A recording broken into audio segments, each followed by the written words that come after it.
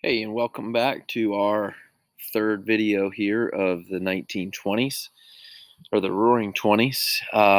This will likely, if you can believe it, be the very last YouTube video that we have for the year.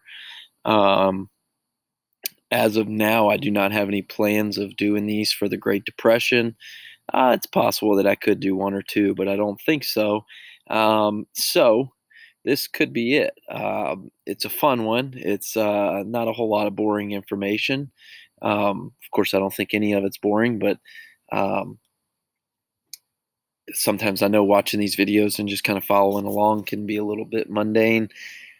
But um, this is the way it is. So the Jazz Age. Also, I'm recording this outside.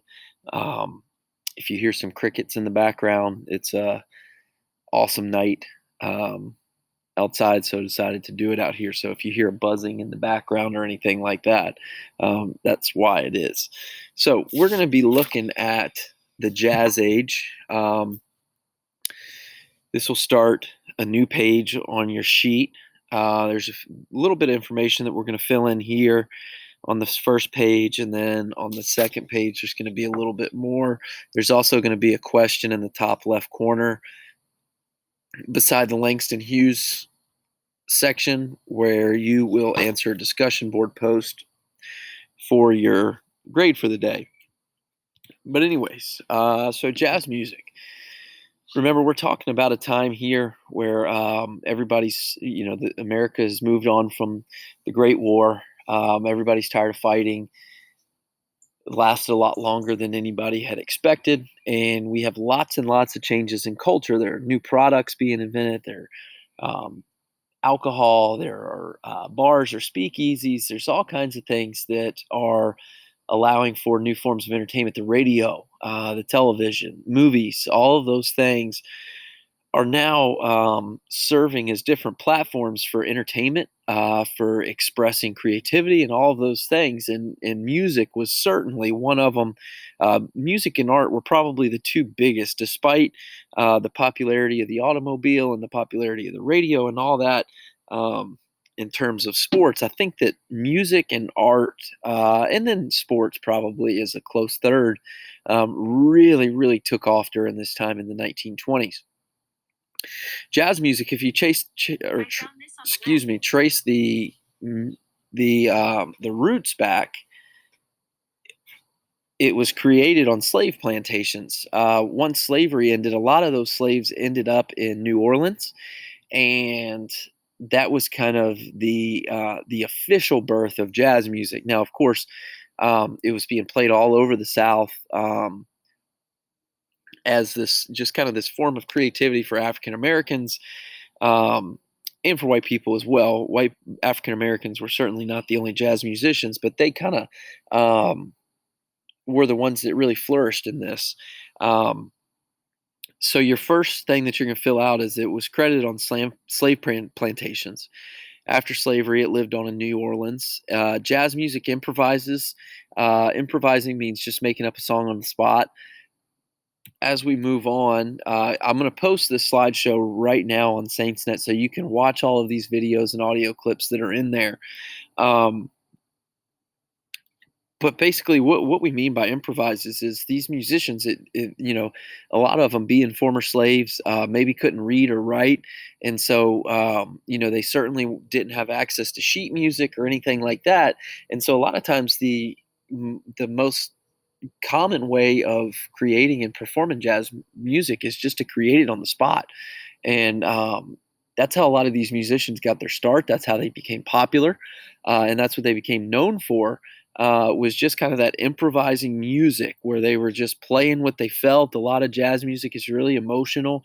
It's either really high, really low, just depending on the mood that day from the artist. It could be, a range of tunes and tones and rhythms and everything. So Louis Armstrong was probably the most famous jazz musician. He was born in New Orleans, Louisiana. His family was really, really poor, so he would sing on the street corners, like you're used to seeing with probably his, whatever instrument he was playing, the case, sitting out there trying to collect money. He would also sell newspapers to try to make some extra money as well. Um, he taught himself how to play the bugle cornet and also read music, which was, for a jazz musician, whether they were white, African American, or what, it wasn't common for jazz musicians to really have the ability to read and play sheet music. Louis Armstrong kind of solidified himself and kind of changed that narrative a little bit. Changed that perception from jazz musicians, and then people followed his lead and began committing to trying to learn sheet music, and he was determined to become a professional musician.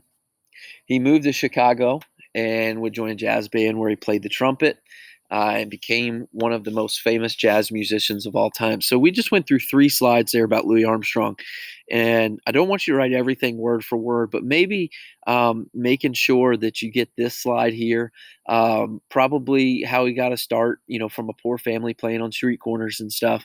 But make sure that you get the important part of that information, because Louis Armstrong is a staple of jazz music, especially during this time. Here is a video of Louis Armstrong and his band, his Hot Five, and then Louis Armstrong singing "What a Wonderful World." Moving on to the Harlem Renaissance, you have a map on your sheet that shows a visual of the Great Migration. Um, if you look at this map, you can see all of the different, this is the first slide, by the way. I apologize for going back and forth. But you can see where all the different people from the different areas, the different African Americans left.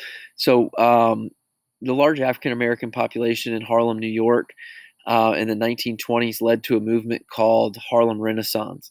You can see, I don't know if you can see my mouse or not. I'm going to try to get the pointer, but you have people from Texas who were migrating over to Southern California. You have Louisiana who are going to San Francisco and Seattle, Mississippi coming to Chicago, Alabama to Detroit, Georgia to Cleveland, North Carolina to DC, South Carolina to DC, and Philadelphia and New York. So you have this range of people who are trying to get to this area. They were trying to get to this Harlem Renaissance. Here's a little bit more detailed map that shows kind of why they were moving, where they were moving, how they were moving. Um, Again, a lot of these people, we know the term is exodusters.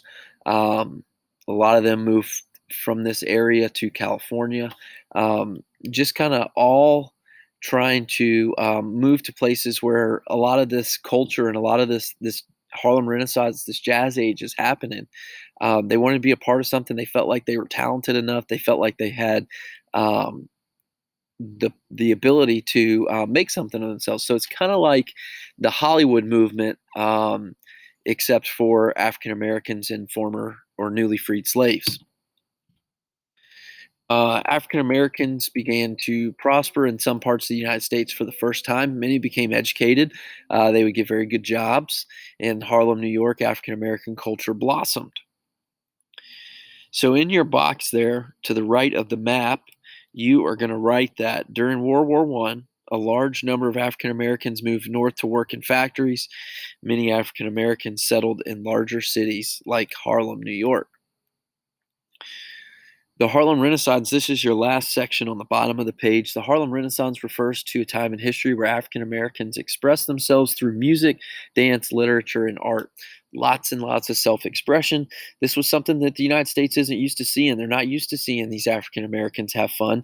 And it certainly opened up a lot of eyes of the white people to see how talented they were, see how creative they were, see how jovial they were. It certainly.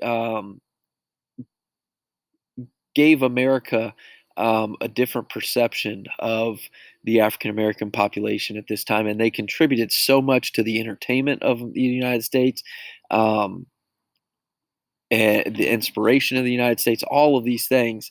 And this is coming from a group who, as little as 10, 15, 30 years ago were enslaved human beings. So, really, really neat backstory. I would love to just teach an entire class on the Harlem Renaissance era. It really is a cool time. So here is some art. Again, I'm going to post this PowerPoint so that you can go back through and take your time looking at all of these. This was Palmer C. Hayden. You can see it's an African American community here. Just all outside. You can see some people playing instruments. They're laughing. They're having a good time. Certainly not the best living conditions. You can see how crowded some of the buildings are. But that didn't stop them. They were having a good time. They were living their lives. And this was the Harlem Renaissance. Langston Hughes. So this is on the back of the page. Langston Hughes was a famous poet from the Harlem Renaissance. This is one of the poems that I want you to listen to, so that way you can answer the question, what is Langston Hughes' message in the poem? I'll also put a link to this in our Google Hangout. Under Langston Hughes's picture, you have a space there to write that he was a famous poet from the Harlem Renaissance. Make sure that you include that. Here is the question. What is Langston Hughes' message in the poem I Too Sing America? I want you to answer that in the discussion board. That'll be due by the end of the day today. Another video here. Moving on to the last section, famous athletes and pilots. Um, baseball. Baseball became more popular in the 1920s thanks to the radio. They were able to broadcast a lot more games. Um, Before this time, the only way that you could ever know what was going on in baseball was to go to a game and watch it. Occasionally, you might find a write up about a game in the newspaper. They may publish the standings every now and then. But needless to say, the radio changed the way that Americans appreciated baseball because they were able to now follow it daily.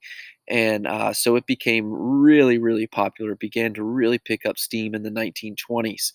And Babe Ruth kind of was credited for getting all the excitement going there. Babe Ruth played for the New York Yankees. He became the first player to hit 60 home runs in a season and contributed to making baseball very, very popular. Um, so those are some facts that you can put in there in the Babe Ruth section. Obviously, um, you all know my passion for baseball.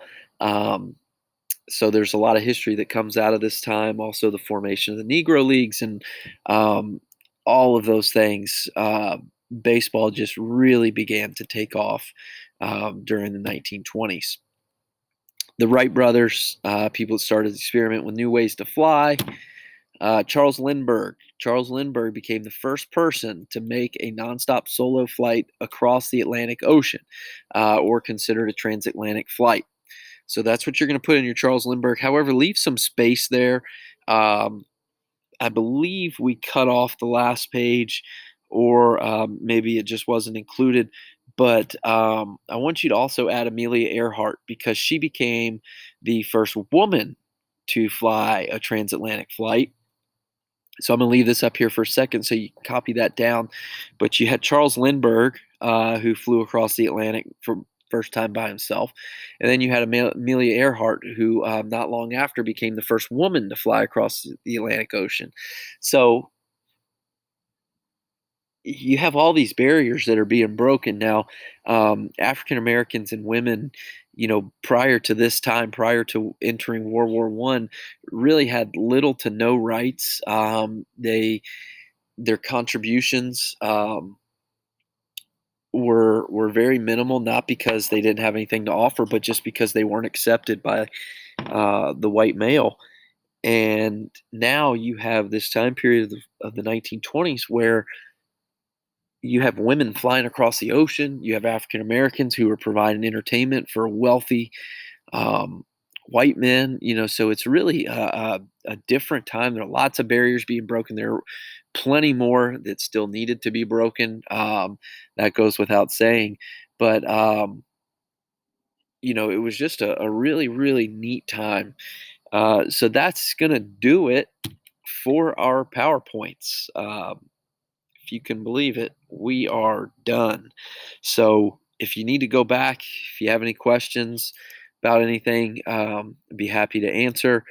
You can also rewind this video and re-listen to anything that I said that needed to come up.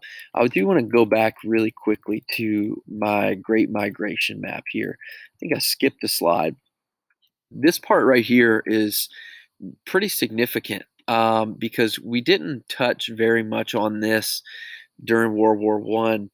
During our unit of World War One, the role of African Americans during World War One was equally as impactful as what we said for women. You know, the males who went over there obviously had a direct impact on the war over there fighting, losing arms, losing lives, and everything. But while we were back home, in order to, because the Great War was so big and we needed so many soldiers overseas, for our country to continue on functioning and staying successful, when we ended the Great War, America was number one. And the only reason that they were number one is because of the African Americans and the women back home that were able to sustain the momentum that we had going as a country in the factories and all those things. So I wanted to make sure that I went back and highlighted this because a lot of the purpose, a lot of the reason that the Great Migration happened was because these people were needed to work in factories. They were needed to keep up because so many people left the North for the draft. All of those factory jobs, all of those manufacturing and industrial jobs were left open.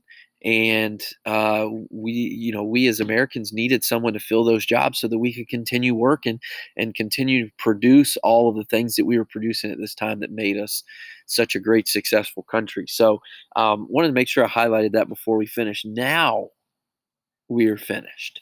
So hope you enjoyed it. I will talk to you guys in the Google Hangout, and then we will meet live. I hope everything is going well with your projects. Also, I'm excited to see what kind of work you all have, what kind of work you all produce. So, again, any questions, this will be on YouTube. You can access it however you want, whenever you want. Also, keep a lookout on SaintsNet for the copy of this PowerPoint so that you can go back and watch all of the short videos, study some of the art, and all of those things.